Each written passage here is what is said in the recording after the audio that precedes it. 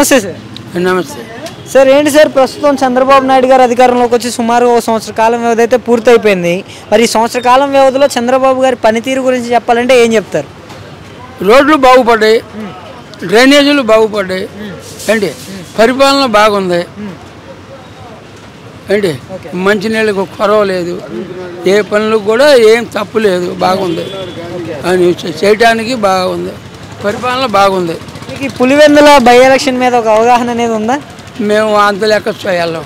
పులివెందులు అనేది మనకు తెలియదు. అంటే అక్కడ వీళ్ళు పోలీసుల్ని ఓట్లు లేకుండా అడ్డుకొని వైసీపీ ఓటమికి కారణమైంది పోలీసు వ్యవస్థ అంతా అనేసి మాట్లాడుతున్నారు కదా ఈయన జగన్ గారు. అది ఒట్టిదేలండి, అవన్నీ ఒట్టి మాట. అది ఒట్టి మాటలు. ఇప్పుడు నీకు అధికారం అంత ఇస్తే నువ్వు సరిగ్గా చేయలేకపోతేవి. నీకు ఎంత మెజారిటీ ఇచ్చింది జనం? 150 ఇచ్చారు. మరి నువ్వేం చేసావు? మరి ఎందుకు మరి రెండోసారి పోకుండా ఉంటా? అంత మెజారిటీ వచ్చిన వాడివి. మరి పరిపాలన ఏదైనా కూడా పరిపాలనలో సరి లేదు, లోపాలు వచ్చినాయి. ఒక రోడ్డుకు మట్టి తోలలేదు, ఒక కాలువ బాగు చేయలేదు, ఒక ఇది చేయలేదు, ఏమీ లేదు. ఈయన చేసిన తర్వాత బాగుంది. ఇప్పుడు పరిపాలన బాగుంది. అంటే మేమున్నప్పుడే పథకాలు సంక్షేమం కావచ్చు, అభివృద్ధి కావచ్చు, రెండు దృష్టిగా భావించి ముందుకు తీసుకెళ్ళామని చెబుతున్నారు కదా. అవి ఒట్టి మాటలు. చేసింది చంద్రబాబు నాయుడు గారు ఉండబట్టే ఇవన్నీ కూడా అవన్నీ సాధ్యం. ఇప్పుడు 10 సంవత్సరాలు అయింది ఆ బ్రిడ్జి మొదలుపెట్టి. ఆ బ్రిడ్జి ఇంతవరకు బ్రిడ్జి లేదు. నువ్వు చేస్తే 5 సంవత్సరాల కాలంలో ఏం చేసావు? ఏం చేయలేదుగా. 5 సంవత్సరాల కాలంలో ఉంది, ఏం చేయలే. 10 సంవత్సరాలు అయింది బ్రిడ్జి మొదలుపెట్టి, ఇంతవరకు దానికి దరిదాపులేదు. ఆయన వచ్చిన తర్వాత ఇప్పుడు శంకుస్థాపన ఇప్పుడు మళ్ళీ మొదలుపెట్టి కడుతున్నారు. ఈ రాజధాని గురించి కూడా 2 రోజులు వర్షాలు పడితే మునిగిపోతుంది రాజధాని అని వైసీపీ వాళ్ళు ఒకటే ప్రచారం చేస్తున్నారు కదండి.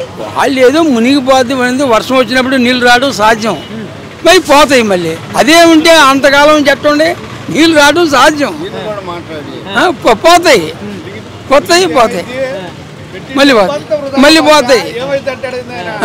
ఏం పెట్టావు? ఏమి లేదు, బ్రహ్మాండంగా ఉంది, పరిపాలన బాగుంది. చంద్రబాబు నాయుడు గారి సంవత్సర పాలనకి జగన్మోహన్ రెడ్డి గారు 5 సంవత్సరాల పాలనకి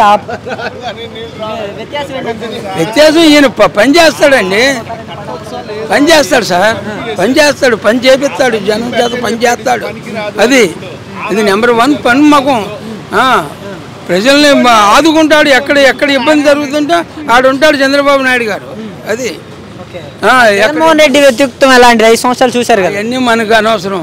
అది ఆయనకే సాటి. నీకు ఒకటే మీరు తెలుసుకోవాలా, నీకు 151 సీట్లు ఇచ్చినప్పుడు నీకు 11 సీట్లు రావడానికి కారణం ఏంటి? నీ పనితీరు సరిలేదు, నీ పనితీరు బాగోలా, నీకు అందుకని నీకు ఇవ్వాలా. అది చెప్పండి. మీ పేరండి?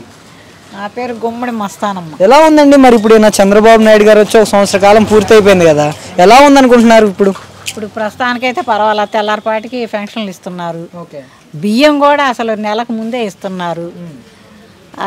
ఒక బాధ తప్పింది, బాగానే ఉన్నాయి ప్రస్తుతానికి. మరి కొత్త పెన్షన్ ఉండి చెయ్యాలిగా. ఇంటి దగ్గరకు వచ్చి ఇస్తున్నారంటే ఇప్పుడు ఇంతకుముందు రైస్ వ్యాన్లు ఉండేవి మనకి, అవి ఇళ్ళ దగ్గరికి తీసుకొని వచ్చి ఇచ్చేవాళ్ళు. ఇప్పుడు వస్తున్నాయా ఇంటి దగ్గరికి? ఇళ్ళ దగ్గరికి ఇప్పుడు రావట్లే, మామూలుగా స్టోర్లలోనే పెట్టారు. ఇప్పుడు డిపో వాళ్ళే వచ్చి 60 సంవత్సరాలు దాటిన వాళ్ళకి ఇళ్ళ కాడికే వచ్చి ఇస్తున్నారు. ఇక ఎనీ టైం ఏ టైం అయినా సరే పని చేసుకుంటా పోయి తెచ్చుకోవడానికి అవకాశం ఉంది. అంటే మరి మీకు ఆ పద్ధతి మంచిగా అనిపించిందా లేదా ఇప్పుడు ఈ పద్ధతి మంచిగా అనిపిస్తుంది? ఈ పద్ధతే బాగుందండి. ఇప్పుడు ఆడకెళ్ళి తెచ్చుకోవడం అంటే ఇప్పుడు పనులకు వెళ్ళొచ్చు కదా, రోజుకి 300-400 తెచ్చుకోవచ్చు. ఇదనుకో ఆ బండి ఎప్పుడు వస్తుందో తెలీదు, దాన్ని కనిపెట్టుకొని ఉండాలా. ఇంకా దాటింది అనుకో మళ్ళీ తర్వాత రైస్ ఇవ్వరు. ఇదైతే మనం ఎనీ టైం పొద్దున సాయంత్రం వెళ్ళి తెచ్చుకోవచ్చు. ఇదే బాగుంది. ఈ ఉచిత బస్సు సంగతి ఏమనుకుంటున్నారు? మరి మహిళలకు ఉచిత బస్సు ప్రయాణం అంటున్నారు కదా. అన్నారు ఆగస్టు 15 నుంచి అన్నారు.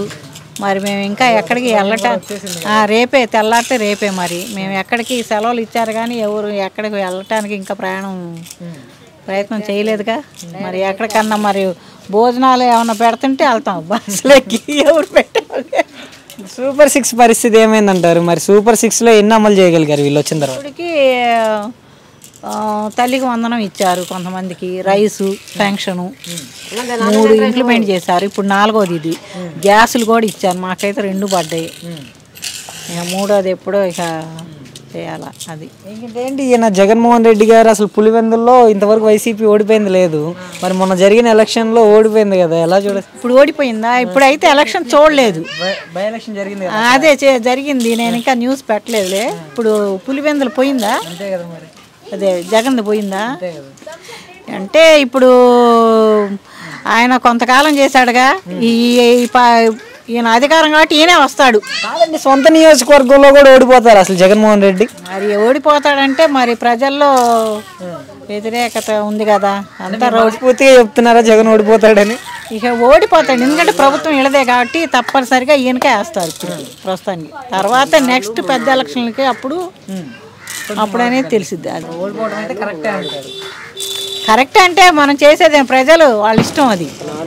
మరి మీరు గతంలో పోల్చుకుంటే గతంలో పరిపాలించిన వైఎస్ జగన్ గారి 5 సంవత్సరాల పాలనకి చంద్రబాబు నాయుడు గారి సంవత్సర పాలనకి వ్యత్యాసం ఏంటంటారు? వ్యత్యాసం అంటే ఆయన కూడా బాగానే చేశాడు కొన్ని. ఈ మందు ఇవన్నీ గురించి కొద్దిగా వ్యతిరేకత వచ్చింది. ఈ అంతా దళారులు వాళ్ళే ఆ స్థలాలు పంచుకోవటం, ప్రజల్లో కొద్దిగా వ్యతిరేకత వచ్చి మారిపోయారు, వేశారు. అది ఇప్పుడు బెల్ట్ షాపులు అసలు ఎక్కడ కనిపించట్లేదు ఆయన వచ్చిన తర్వాత. లేవు, మామూలుగా అక్కడ ఉన్నాయిగా, ఎందుకు లేవు షాపులు? అంటే ఇళ్ళ దగ్గర ఏమన్నా? ఇళ్ళ దగ్గర ఎవరేమో అమ్మినట్లేదు. పర్లేదు ఇప్పటికైతే దీని వల్ల అయితే. ఇప్పుడైతే పర్వాలా. నెక్స్ట్ మరి ఇక ఉండే కొన్ని కూడా ఈ 1500 పథకం కూడా ఇస్తే జనాల్లో కొద్దిగా కొద్దిగా సానుభూతి పెరిగిద్ది. ఈసారి నెక్స్ట్ కూడా ఇవ్వలేదు అనుకో, చంద్రబాబు నాయుడు గారికి కూడా 1000 ఓట్లు. Okay, thank you.